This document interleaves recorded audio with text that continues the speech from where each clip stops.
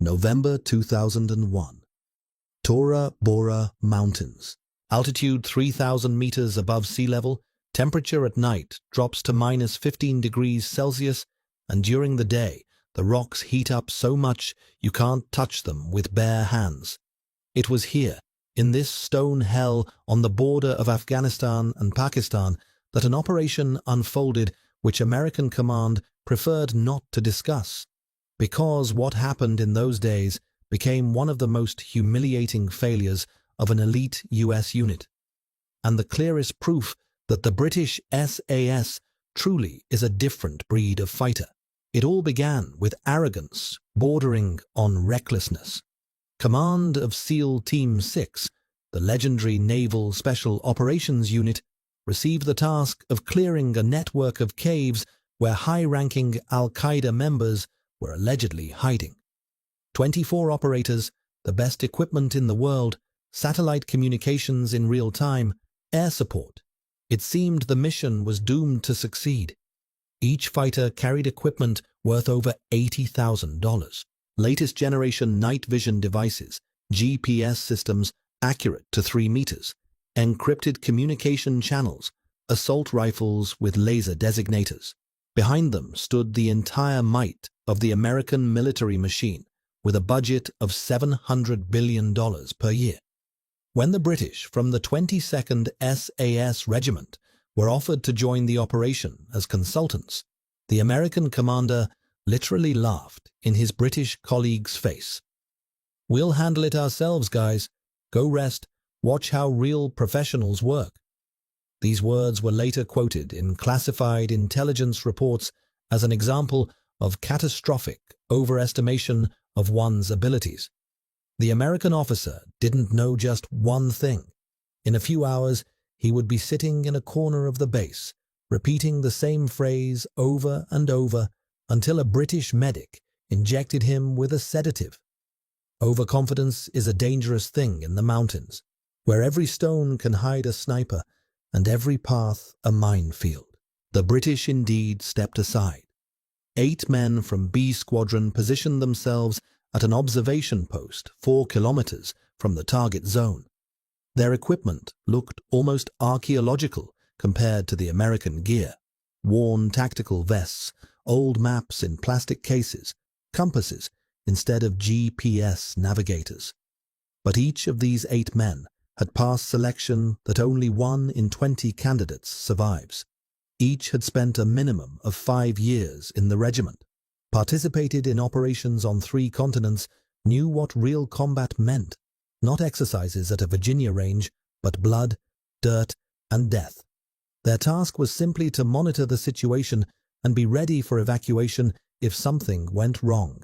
Sergeant David Clark, a veteran with 12 years in the regiment, later admitted in an interview with a classified military publication, "We knew it would end badly.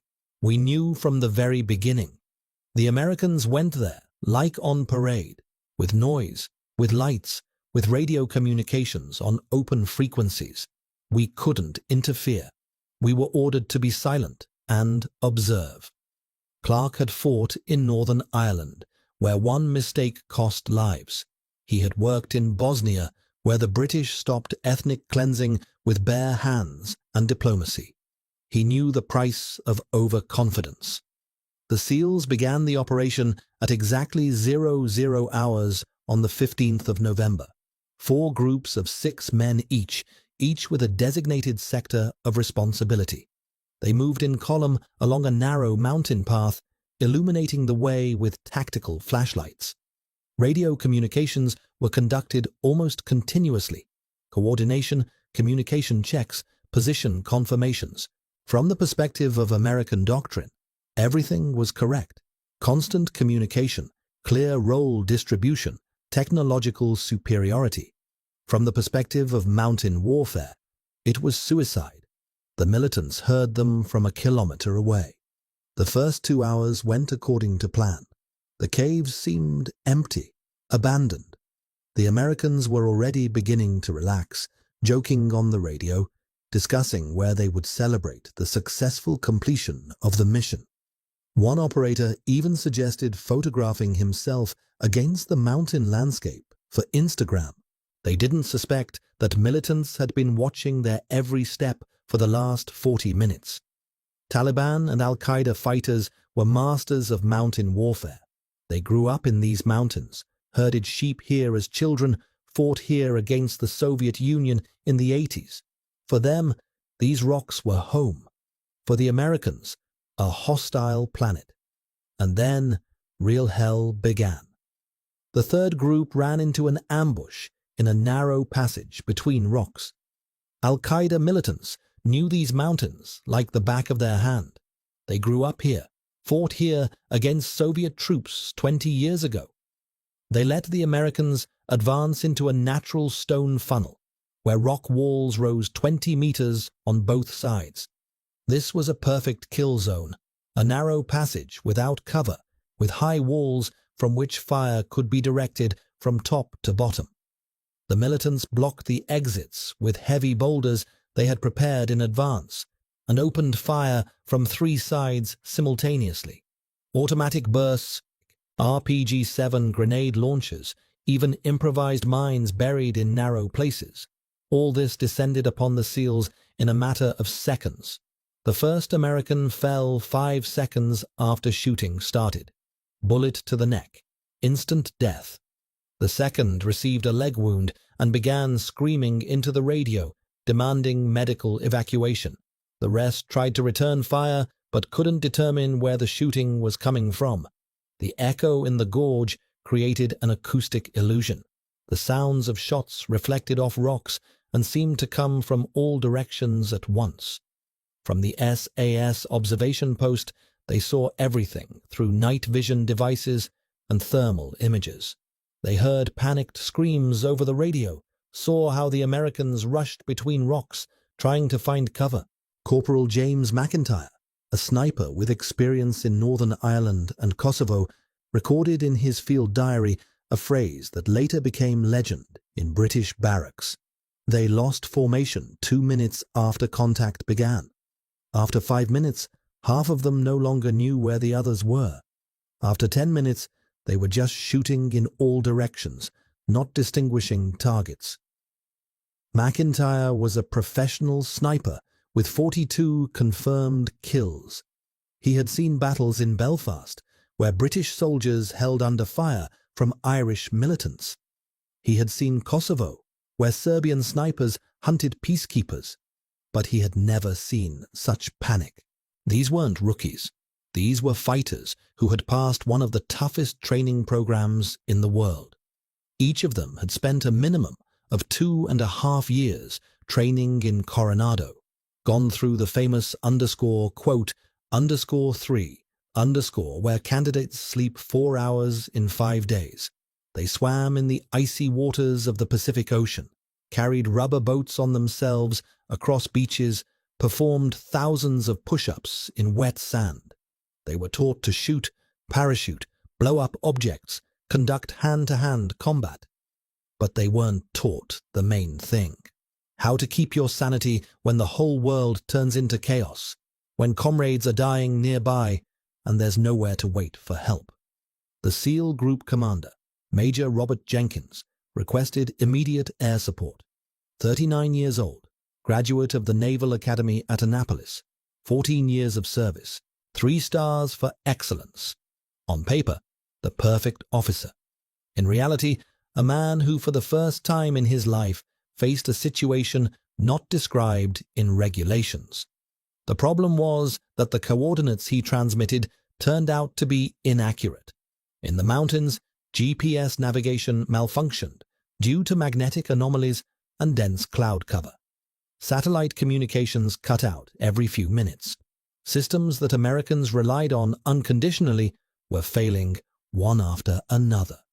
The first missile from the drone fell 150 meters from the militants' positions. The second, 200 meters from the Americans themselves. The explosion raised a column of dust and shrapnel, wounding 2 more SEALs. Panic intensified. People began shouting into the radio simultaneously, interrupting each other, creating informational chaos. One operator demanded helicopter evacuation. Another shouted that he saw militants at 50 meters. A third simply repeated, "We're all going to die. We're all going to die. We're all going to die." Radio discipline, the foundation of any military operation, collapsed completely, and the British continued to silently observe, clenching their fists from helplessness. Sergeant Clark later said it was unbearable to listen as allies were dying and have no right to intervene. A military order is a military order. The British were strictly forbidden to participate in the operation without direct permission from American command. Politics, bureaucracy, interdepartmental approvals, all this continued to work even as people were dying in the mountains. 20 minutes passed. The Americans had lost 3 wounded, 2 had run out of ammunition, medical supplies were running out, and the militants were only increasing pressure. They sensed the enemy's weakness and advanced like a wolf pack that had scented blood. Al-Qaeda militants were fanatics, but smart and experienced fanatics. They didn't throw themselves into frontal assault. They methodically tightened the encirclement ring, using every stone, every fold of terrain. It was then that a request came over the encrypted communications channel that would forever enter the dark annals of American Special Forces.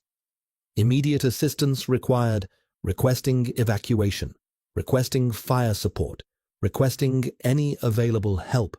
For God's sake, help us. Major Jenkins' voice trembled. The officer who just 6 hours earlier had refused British help was now begging for rescue. Lieutenant Colonel Andrew Harrison, commander of the British group, received permission to intervene only 7 minutes later. 7 minutes of bureaucratic approvals between American and British command. 7 minutes during which all 24 men could have died. 7 minutes that showed the true cost of military hierarchy and inter-allied diplomacy. When permission finally came, the British acted with frightening efficiency. 8 men divided into 2 groups in 30 seconds. No fuss, no unnecessary words, only clear gestures and glances. 4 remained to provide fire cover from long distance.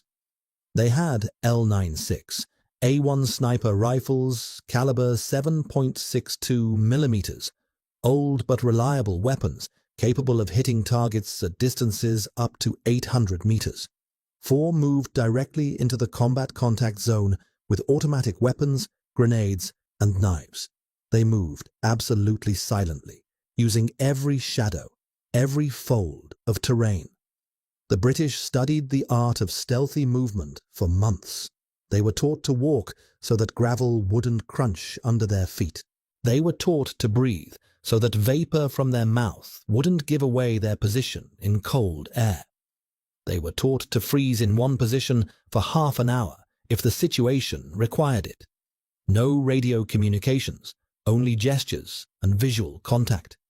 Each knew what his partner should do, without words, at the level of instinct. In 12 minutes, they covered 4 kilometers across mountain terrain in complete darkness. For comparison, marathon pace on flat ground is about 5 minutes per kilometer. The British moved over rocks, over scree, over slopes with a 45-degree incline, and did it faster than a professional runner on a stadium track. The physical conditioning of SAS fighters is beyond human capabilities. They're trained to run 40 kilometers with a 30-kilogram backpack in 6 hours. They're forced to swim in the icy waters of the North Sea for 2 hours straight. They're broken and reforged anew. What happened next entered the textbooks of the British Military Academy at Sandhurst as an example of tactical mastery. SAS snipers began methodically taking out militant positions. 1 shot, 1 target, position change, next shot. McIntyre worked like a machine. He spotted the flash from a militant's shot, calculated distance and wind correction in 2 seconds, took the shot, and immediately rolled to a new position. The militant fell from the cliff, already dead. The rest didn't even understand where the bullet came from. In 8 minutes, The snipers eliminated 6 opponents and forced the rest to retreat deeper into the caves. The militants lost the advantage of height and surprise. Now they themselves became targets for an invisible enemy. The SAS assault group used this moment to break through to the surrounded Americans. They moved under cover of sniper fire, using smoke grenades and noise diversionary maneuvers. Professionalism against panic, cold calculation against emotions. Corporal McIntyre later described this scene with undisguised disgust. "We found them huddled in a bunch behind a large boulder. 2 were just sitting, staring at one point. 1 was sobbing, holding on to the radio. 2 more were shaking so badly they couldn't hold their weapons." The group commander was in shock. He didn't respond to questions, just repeated the same thing. "We need evacuation. We need evacuation. We need evacuation." The British sergeant was forced to slap the American officer to bring him back to reality. An unprecedented case in relations between allies. One British sergeant struck an American major, and it was justified by the situation. The British didn't stand on ceremony. There was no time for psychological help. They literally lifted the Americans to their feet by force, distributed the wounded among themselves. Each British soldier took 1 American plus his equipment, and began an organized withdrawal under cover of sniper fire. 8 men evacuated 24. 1 British soldier carried 2 wounded Americans with a combined weight of 140 kilograms plus his own 30-kilogram equipment, and ran with this load along mountain paths for 3 kilometers. The militants tried to pursue the retreating forces, but ran into a series of booby traps that the SAS had managed to install in just a few minutes. The British used standard Claymore anti-personnel mines, American ones, incidentally, which the SEALs hadn't even thought to install to cover their retreat. The explosions stopped the pursuit and sowed panic among the militants. 40 minutes after the start of the rescue operation, everyone, both British and Americans, were in a safe zone at a temporary base 3 kilometers from the battle site. The SEALs were silent the entire way. Silent from shame, from shock, from the realization that they had been saved by those very consultants they had laughed at a few hours ago. No one looked the British in the eye. No one said, "Thank you." Just silence and the heavy breathing of men who had survived hell. And what happened after returning to the main base became a real scandal. SEAL Team Command immediately demanded a closed investigation, not to analyze mistakes and learn from them, but to cover up the incident, rewrite history, create a convenient version for the media. The official version was formulated in 3 hours and sounded like mockery. Operation completed successfully with support from Allied forces. Not a word about panic, not a word about failure, not a word about 24 elite fighters being saved by 8 British soldiers. The British were strongly recommended not to spread details of the incident. The recommendation came not from the Americans. It came from their own command. The British Ministry of Defense didn't want to spoil relations with their main ally. Politics more important than truth. Diplomacy more important than lives. 8 men who had risked themselves to save allies received orders to be silent. But SAS soldiers had their own opinion on this matter. In an unofficial conversation with a British intelligence officer, Sergeant Clark didn't hold back. They called themselves elite. They cried like babies when they faced real combat. We've seen many units in action. The French 1st Parachute Regiment, German KSK, Israeli Sayeret Matkal. But we've never seen such disgrace. These weren't professional fighters. These were scared boys with expensive toys. Harsh words, but they reflected the mood of the entire British group. Because for the SAS, this operation became not just a rescue of allies, it was a painful reminder of the chasm between real training and showy glitter. What exactly went wrong? Why did the SEALs, a unit with legendary reputation, fail so catastrophically? The answer lies in a fundamental difference in approaches to training and philosophy of conducting military operations.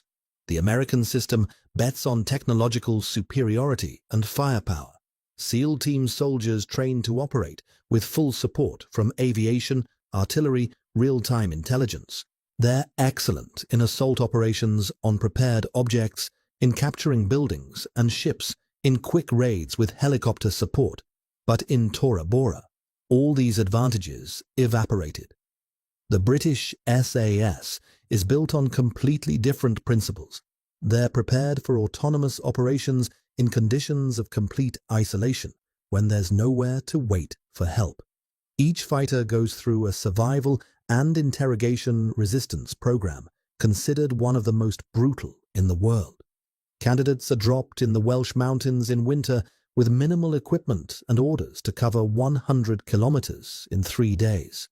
They're caught, beaten, deprived of sleep, mock executions are simulated. Half the candidates break psychologically. They're taught not to rely on technology because technology breaks. They're taught to think, adapt, turn disadvantages into advantages. After the Tora Bora incident, American command conducted an internal investigation. Documents partially declassified in 2016 show a shocking picture. It turned out that the group's preparation for operations in high-altitude conditions consisted of only 3 days. 3 days of basic acclimatization and studying maps printed back in Soviet times. Not a single training session in similar conditions. Not a single practice of actions when communications are lost. Not a single analysis of enemy tactics. For comparison, the British group prepared for similar operations for 6 weeks. They trained in the Scottish Highlands, where altitude reaches 1,500 meters and temperature in winter drops to -20. They studied documentaries about the Soviet war in Afghanistan, analyzed mistakes of GRU special forces. They worked with Pakistani guides who knew every path in Tora Bora. They learned the basics of Pashto language to understand enemy radio communications. Moreover, in the report of American psychologists who worked with the SEALs after their return, it was directly stated there were _11_. In other words, panic. That very word which in special forces circles is considered the worst insult. Meanwhile, the British returned to their routine, not demanding gratitude and not expecting recognition. They even refused American awards. One SAS officer said, quote, 12. 2 months after the incident, Joint Forces Command in Afghanistan was planning another operation in the same region. This time, the target was a network of bunkers where one of the Al-Qaeda leaders was allegedly hiding. The Americans proposed again deploying SEAL team, now taking into account previous mistakes, with enhanced preparation, with better coordination. They promised that this time everything would be different, that they had learned from mistakes, that the failure wouldn't repeat. British command refused to provide support. The refusal was worded diplomatically, but its essence was perfectly clear. We cannot guarantee the safety of a joint operation with a unit that demonstrated an insufficient level of preparation for operations in these conditions. This was a blow to the gut for American Special Forces prestige, because such refusals in the military community happen extremely rarely. They mean open recognition of a partner's incompetence. The operation was ultimately conducted by SAS forces without American participation. 8 men, night assault, 20 minutes from start to finish. 0 losses among the British, 11 eliminated militants, 1 important field commander captured. The report took 1.5 pages of text. No drama, no heroic descriptions, just work. American military leadership couldn't accept such humiliation. In February 2002, a high-ranking Pentagon representative arrived at the British base in Bagram for constructive dialogue on improving Allied cooperation. In reality, this was an attempt to find out exactly what the British were reporting to their command about the SEALs. Colonel Harrison, who headed the SAS contingent in the region, was perfectly frank. "We report facts. Your people panicked under fire. Your people lost control of the situation. Your people created a threat not only to themselves, but to the entire operation. This is not opinion. This is documented reality." The meeting ended in scandal. The American representative accused the British of arrogance and disrespect toward allies. Harrison responded with a phrase later quoted in dozens of military memoirs: "Respect must be earned on the battlefield, not in Pentagon offices. Your guys didn't earn it." Harsh. Absolutely. Fair. Ask those who were in Tora that November night. The incident had long-term consequences for American-British military cooperation in Afghanistan. Over the next 6 months, the number of joint operations involving SEAL Team and SAS decreased by 70%.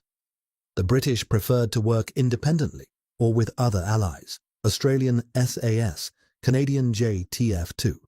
American command officially explained this as differences in operational priorities. In reality, the reason was simpler. The British didn't want to again risk their people to save allies who couldn't handle basic tasks. But even this wasn't the most painful blow to SEAL's reputation. Most painful was what happened in circles of American Special Forces themselves. Delta Force, the elite army unit, learned of the SEALs' failure and began using this case as an argument in the endless rivalry between military departments. Delta officers in private conversations didn't hide their schadenfreude. SEALs are good for Hollywood films and promotional brochures. When real work is needed, call us or the British. This rivalry within the American military community had always existed, but the Tora Bora incident gave it new fuel. And what about the participants themselves? How did they cope with the psychological consequences of that night?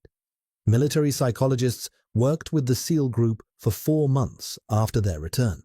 Of 24 men, 7 were deemed temporarily unfit for combat due to post-traumatic stress disorder. Another 5 requested transfers to other units. They couldn't reconcile with the feeling of shame before comrades. 3 left the military entirely, unable to continue wearing the uniform that reminded them of failure. The group commander, Major Jenkins, submitted a resignation report 6 months later. In an interview with a military journal, he admitted, quote, 19. These words are testimony to the destructive effect of failure for a professional soldier, because in special forces, a mistake costs not just careers, it costs lives. And the British? The British were silent. Silent because for them, this operation was just another task in a long list of tasks, without pathos, without heroics, without demands for recognition. Sergeant Clark, whom journalists finally caught with a question about what he felt saving the Americans, answered briefly, quote 20, cynicism? Perhaps. But behind this cynicism stood bitter truth about the difference in approaches. More than 20 years have passed since that incident. The SEALs continue to remain one of the most famous special forces units in the world. Their operations are covered in the media, movies are made about them. Their name has become a brand. The SAS continues to work in the shadows, avoiding publicity, refusing interviews. But among professionals, among those who truly understand the essence of special operations, the British regiment's reputation remains unshakable. Because reputation is not built on advertising and Hollywood glitter. It's built on results, on the ability to complete tasks when everyone else breaks down. The Tora Bora incident wasn't the only case when the British had to rescue American allies in Afghanistan. There were other operations, other failures, other moments of panic. But this particular case became a symbol a symbol that even the most expensive training and most modern equipment can't replace basic qualities: resilience, composure, ability to think under fire. One British officer who participated in that operation and later rose to the rank of Brigadier General, in a closed lecture at the Royal College of Defence, said, quote, 21 harsh words, but exactly such harsh words are needed to understand the true cost of military prestige. Modern SEALs are learning from past mistakes. Their training program was substantially reworked after a series of failures in Afghanistan and Iraq. More attention is paid to autonomous operations, psychological resilience, working in conditions of complete isolation. Some elements of the British selection and training program were borrowed and adapted. This is the right step. It's never too late to learn from the best. But to publicly admit mistakes, to admit that the legendary unit was on the verge of complete defeat and was saved by 8 British soldiers, this hasn't happened and likely won't happen, because in the modern military machine, image is often more important than reality. And somewhere in the archives of the British Ministry of Defence, a report of 1.5 pages is stored. Dry, without emotions, with precise timestamps and coordinates.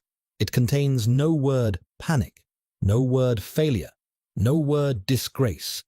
Only facts. American group fell into ambush. British group provided support. Operation completed without losses among Allied forces. Professionalism doesn't need loud words. It speaks for itself. And next time you hear about heroic special forces operations, about incredible feats of elite units, remember that November night in the Bora Mountains. Remember the 24 SEALs who cried from fear, and the 8 British soldiers who silently did their job. Because true elite doesn't shout about its achievements. It simply completes the mission, again and again, without pathos and without excuses.